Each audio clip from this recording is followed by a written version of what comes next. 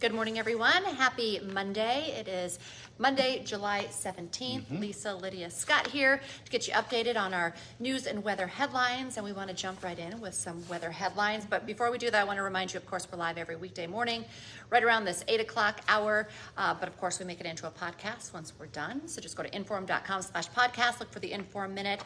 It also stays on your Facebook feed, so you can watch it anytime. And we're also on our Inform YouTube channel. So make it easy for you to find us. All right, this morning I got out of my car to walk into the building and I was like, it's chilly out there. I thought so too. And I have long sleeves and I had a jacket on and I still thought it felt kind of cool. And then I came in and it said 57 and I was like, oh, that doesn't seem that bad, but it felt colder. A crisp morning. It was a crisp 57. Fall-like? Yes. We had lots of spots in the 40s too. So Fargo is actually one of the warmer spots. Wapaton was down to 45 at one point. And that's chilly. That is chilly. Yeah, that's close to record lows for this time of year, actually. Lower weather. 40s.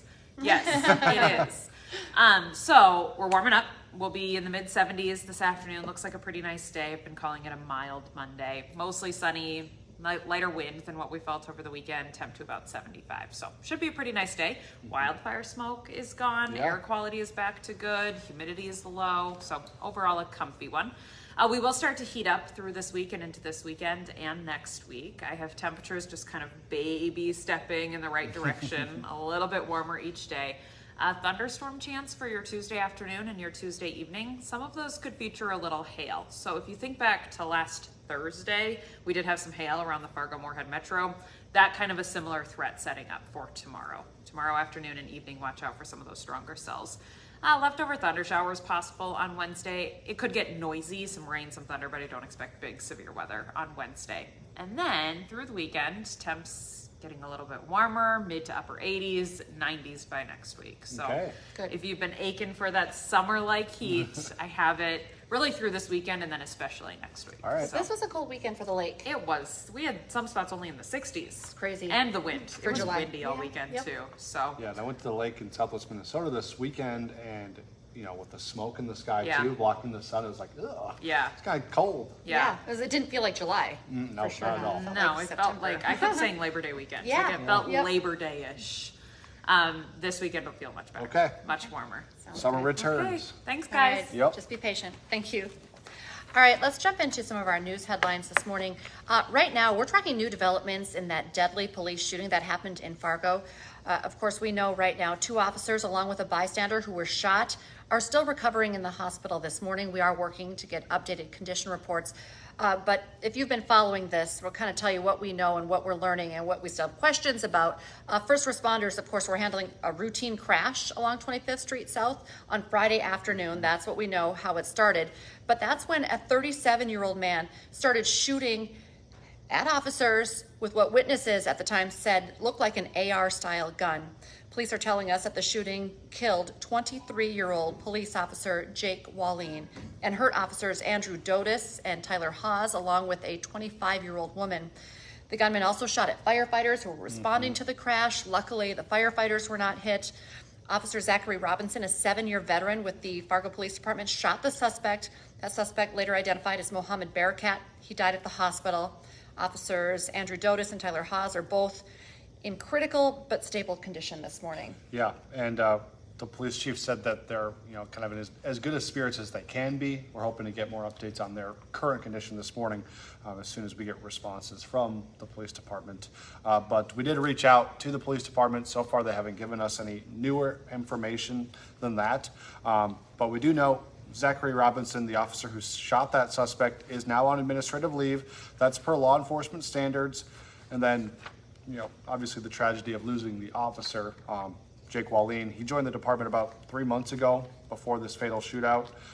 Fargo officers are remembering him as a Minnesota boy. He was from St. Michael, later joined the Minnesota National Guard, an American hero there serving the armed forces. The police chief says that he's of course going to be greatly missed and was already making a big impact on the police department. I know we're going to have team coverage again today. WDAY news reporter Kevin Wallivan already in the newsroom this morning. I was visiting with him a little bit. I asked if, we're working to find out how often we'll get updates. We have the call into Fargo Police. Are they going to hold a news conference today? We're working to learn if they'll do that. We know the BCI has now kind of taken over the investigation along with the FBI, but of course lots of questions on the conditions of the two officers, the woman, funeral arrangements, when that will happen. I was thinking, I was here when Officer Jason Mosier was shot and killed, Fargo Police, but of course, Wallene being from St. Michael, probably be a service there, maybe something here. Anyway, we're working to find out, when any of those services will happen. It's still early, of course, but of course, we'll let you know as soon as we do know anything. There's a lot of unanswered questions. We know that. We're working to get those answers, and we'll pass them along as soon as we learn. This morning on First News, we also had a live look at the memorial that's growing. That's along 25th Street, 9th Avenue, where this all happened. But lots of good things happening in this tragedy. The Red River Valley Fair announced that all proceeds from the final day of the fair, all the gate admission from yesterday, will go directly to the families of the officers involved in this shooting. We're still working to learn just how much money was raised. Also, Fargo PD decals are being made by Superior Customs, the shop's owner, making them, selling them for $5. All of the proceeds, once again, will go to the police department. You can go to superiorcustomsinc.com to get yours. So just a couple of the community. We're going to hear a lot more about this. And I know I've had a lot of friends say I got to get my blue light bulbs up to show support for the police department. There's I believe a GoFundMe page for Officer Dotis that's got like $40,000 or more already raised. So a lot of people chipping in and showing support in a tough time. We do have some other news headlines to get to this morning as well. New this morning, we are now learning the name of a woman who was seriously hurt in a golf cart crash that happened in Mapleton on Saturday night. Police say the golf cart was turning when Ashley Tengadal got thrown out of it. She suffered serious injuries, had to be flown to a nearby hospital. The driver, 43-year-old Aaron Brousseau, is behind bars right now facing a charge for criminal vehicular injury. State troopers are investigating that accident. It's still under investigation. We are working to learn when Brousseau could be in court. Another developing story that was new this morning on First News. A man is waking up behind bars today after being accused of assaulting a police officer in Devil's Lake. We kind of were digging through the Devil's Lake police report this morning, and it said at least one person was arrested for assaulting an officer last night. And then we checked the Lake Region jail roster this morning and found that Michael Forstar was arrested and is facing multiple charges, including assaulting a peace officer, assault with a deadly weapon, resisting arrest, and terrorizing. So we're going to continue to track that story. Stay with us for our evening newscast for updates on that. New overnight, we are working to learn this morning about a chase that apparently started on Highway 9 in Minnesota. We got reports of that chase happening around 1:30 or so this morning. It was on Highway 9. We know that the Clay County Sheriff's Department was a responding agency in that chase. They were still responding to it, as far as we know, around 3 o'clock this morning.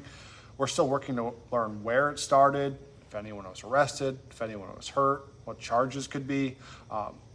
We put a call in, but we haven't heard back yet. We're told more information won't be released until later this morning. If you're flying anywhere today, you could run into some delays. Not here, maybe. So if you're checking Fargo International, we've been tracking the departures seem to be on time, but severe weather over the weekend created a lot of delays at several major airports across the Northeast. Things are improving, but still a lot of delays right now. Major airports in New York City and Boston faced ground stops yesterday. People were told to contact the airline before he even went to the airport. So just be aware of that. If you have people flying into Fargo, you know how it goes. So travel's been kind of a tough one lately, so we'll continue to track that for you as well. But if you're going to be watching Hot Mic today with Don Mizzo, it's going to be a good show. The high school football season in North Dakota begins in just a few weeks. We're going to look at some of the big stories surrounding this upcoming season. Plus, NDSU returned to a familiar spot for its latest recruit. He's going to tell us how Omaha keeps sending tremendous talent north to Fargo. You can watch it from 9 to 11 this morning on WDAY Extra and Inform.com. And right now is a great time to get your Inform.com subscription. 99 cents a month for your first 3 months. Just go to Inform.com/subscribe to check it out. Yeah, and then remember to join us for the rest of our newscasts throughout the day. Our next one's at 11 o'clock. I'll be doing that today with Dylan Vogt. And then this afternoon, you can watch us at 4, 5, 6, 9, and 10. And then me and Lisa will be back tomorrow morning for First News from 5 to 7 in the morning. Have a great day, everyone. We'll see you then.